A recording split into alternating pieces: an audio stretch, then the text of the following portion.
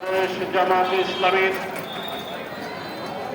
বিভিন্ন পর্যায়ের নেতৃবৃন্দ, কর্মী ভাইয়েরা এবং সুধীজন সকলকে আন্তরিক ধন্যবাদ জানাচ্ছি।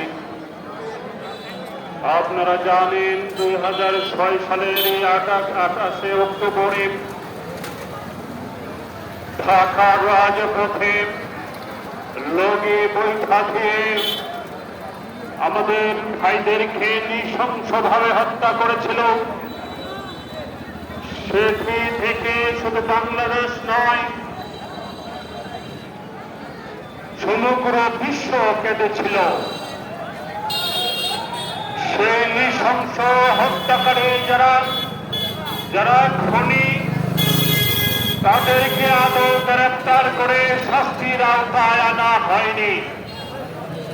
আমি আজকের এই সমাবেশ থেকে দাবি জানাতে চাই, অনতিবিলম্বে যারা সেই হত্যাকাণ্ডের সাথে জড়িত ছিল তাদেরকে গ্রেফতার করে